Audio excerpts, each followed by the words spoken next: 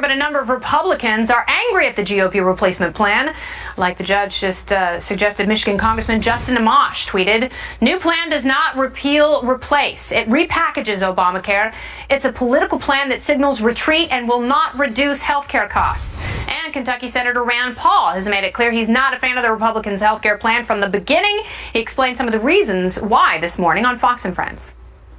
The House bill that's been put forward is Obamacare Light. It won't work.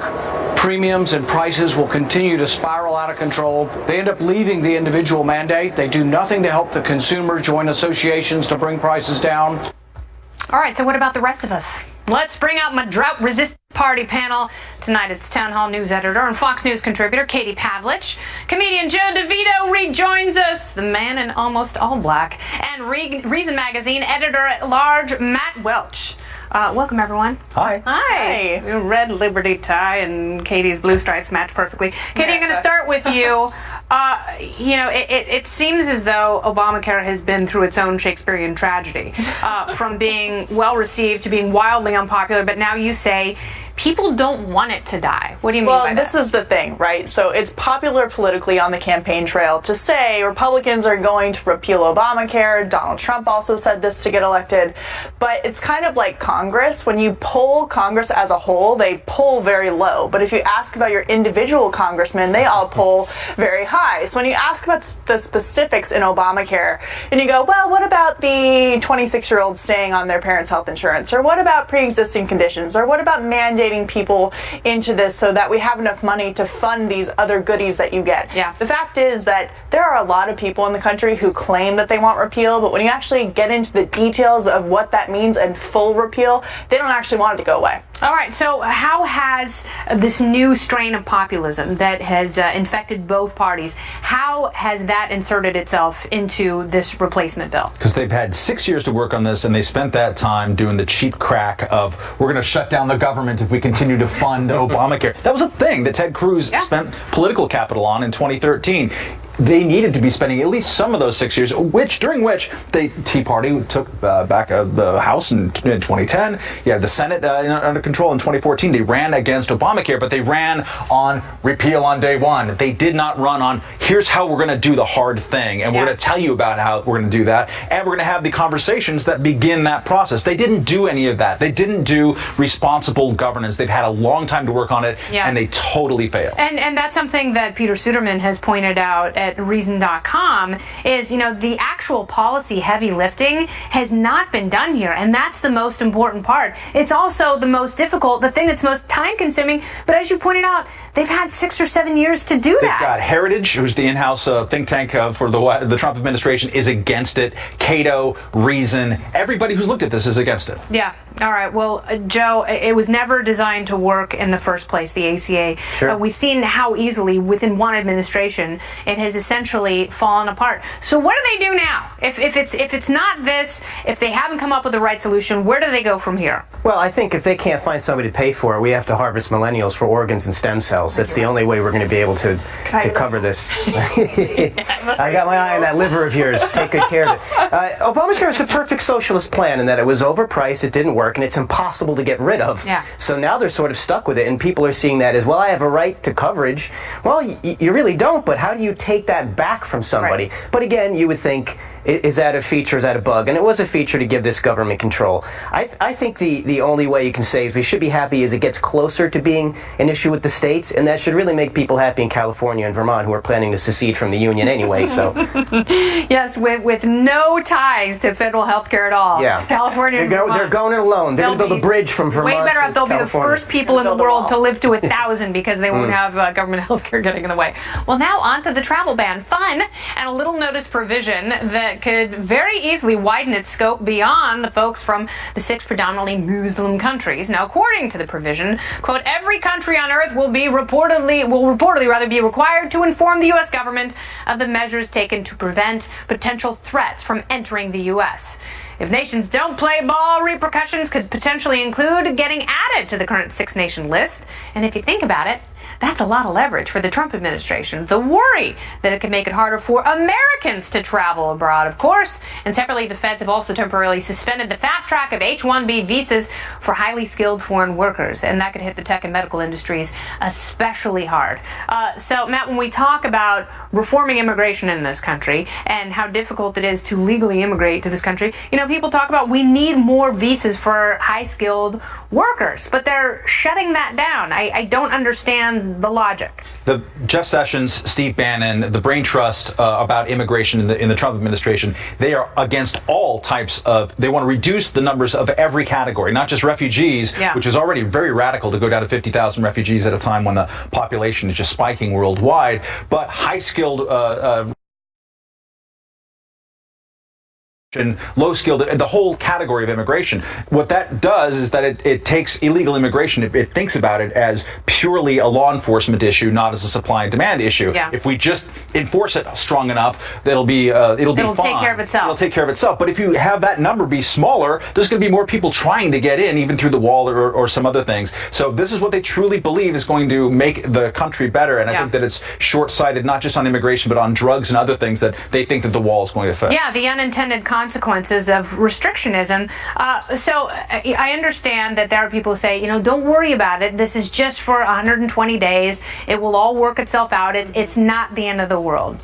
I think that asking for a review is warranted. I mean, we've seen in the European Union, this is what they came together and did. They allow people who have a certain passport just to go through the borders without having to have that passport checked. You don't have to have a visa to go into certain countries because they have international agreements with each other. We've seen that work in ways of international commerce and the supply and demand, but we've also seen that fail in the sense of allowing people in who don't necessarily have the best intentions for the country. So it's a difficult thing to work with. I don't think that it's a bad thing that the Trump administration is looking at these other countries and trying to hold them accountable for their own vetting system before they come into the United States. But I also think it's a good thing that this is temporary, because you can't just cut off every single supply line we have of other labor that is not being supplied to the United States currently. All right, I want to talk about vetting with you for in just a little bit. But first, you know, this is what the president promised to do.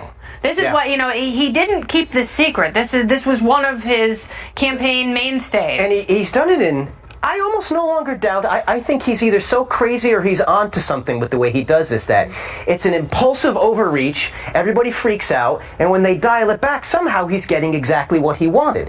Because, yeah, now they are going to increase the regulation of people coming in, which I think is a good point. These are failed nation states. There's a lot of, we don't need to import their dysfunctions to our country, but we can still find a way to help the people there.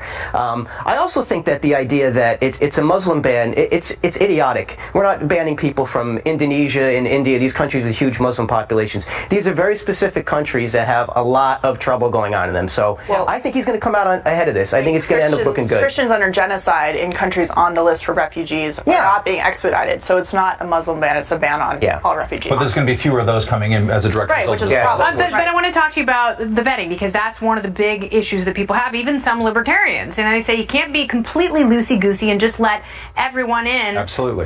Can we trust our own vetting? You can call it extreme vetting or whatever other label you want to put on it. And B, can we trust the vetting of places like France and Great Britain and other countries in Western Europe who seem to have failed in their various homes? And C, can we trust the Trump administration's vetting? Because we don't know what that is yet. The thing that worries me about the travel ban on this point, and I agree that vetting needs to be done better, they have had 4 months since the election to talk about what better looks like. This is nowhere in the travel ban. The travel ban says Department of Homeland Security, people are going to get together and they're going to come up with criteria. We're going to tell you what that criteria is pretty soon here, and then we're going to apply it around the rest of the world. So I would be more confident that what they were doing was intellectually strong and based on something. If there is any hint of that, there isn't, sadly. And so I'm worried that this is going to be more like the first travel ban, which is very security theater more than it is actual security. All right, well, we'll see how it all plays out and if it goes through the court system. Good thing that the panel is returning a little bit later with reaction to a big announcement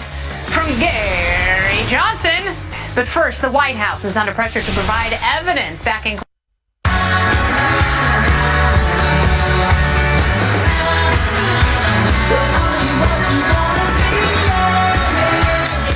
All right, welcome back. Big news for for the Libertarianos out there. Former New Mexico Governor Gary Johnson has announced that in 2020 he will not run for president on the Libertarian ticket. Johnson ran twice previously, of course, in 2012 and 2016. Last year he polled a little over 3% in the general election. Below the 5% threshold Libertarians needed for federal funding, but they don't want the federal funding because they're Libertarians. Ooh, choices. Well below the height of his 10% popularity before the election as well. With Johnson bowing out, what should the Libertarian Party do to prepare for 2020? Katie Pavlich, Joe DeVito, and Matt Welch all here to weigh in.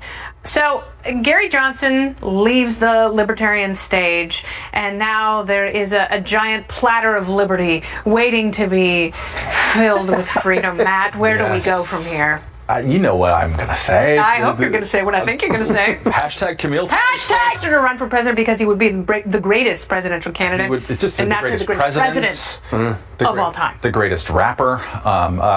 Camille would be great. The presumed next guy is someone who used to work in this building, Austin Peterson, but he's very controversial among libertarians. John McAfee, is wanted in a... Well, I think he's too busy traveling around Central America building hammocks. Yeah, so it's kind of wide open. Gary Johnson and Bill Weld both thought that what this will open up the door for are more office-holding Republicans out there who will see this as a prize. Because the Libertarian Party beat the Green Party in every single state, got 3 or 4 times more than it did ever. There's something there, right? And they're on the ballot in 16. Stop laughing.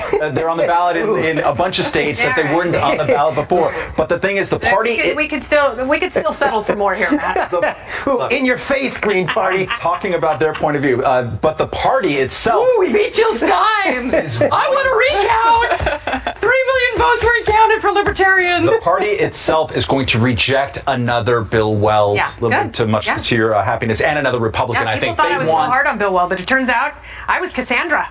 They want a homegrown. Camille's homegrown. Camille is the homest grown. There possibly is. You laugh at Matt Welch. Well, if ever there were an election where a third party could have come on strong, and Gary what's Aleppo? Like he's on Jeopardy. Alex, I'll take never being president for 500. What is Aleppo? Okay. If this was a chance to Hillary Clinton and Donald Trump had gaffes so much that completely eclipsed that, and with their handlers and their rationalizations and their various mental impairments, they never were able to come forward and be like, oh yeah, totally screwed that up. Well, there's a reason why people don't fess up to remind people of the mistake you made the week earlier. Yeah, there's that. I think... Remember that whole thing? Yeah, same month. If ever there were an election where... Remember you used to say anyone can grow up to be president, and then we learned out that was like a cautionary warning this time? He really could have made a strong showing, and he just didn't make libertarians seem serious. We're trying not to look like a bunch of pot-smoking sneaker wearers, and we need to show people that there's another option, and this was a blown opportunity to do that. Oh, all right. Enough salt in the wound. Katie? Based on the 2016 presidential election and what a cluster it was on every level, I'm not going to give Gary Johnson grief. And I actually think he's going out on a high note, considering he almost got into a couple of debates. He had some points there where he was playing in the game, and I think... why is that good enough? Katie is generous. Well, she's got a lot of libertarian friends. I do. And she probably wants to go to some of those cocktail parties and gatherings and not be punched in the Well, kisser. what you said about the federal funding, I've seen libertarians at an open bar, and they put that aside. They went for the open only people that can drink more than triathletes are libertarians. What about libertarian triathletes? Just ask your friend Gary Johnson. He was found. This is his first interview since the election. I interviewed him election morning. He said the same thing. He was found? Was Gary missing? This interview... Was he in his own mind?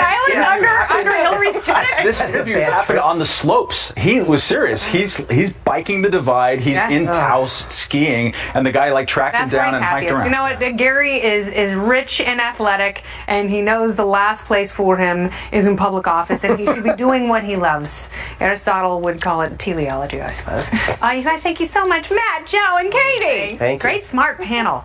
We should all aspire to be them, collectively. Coming up short.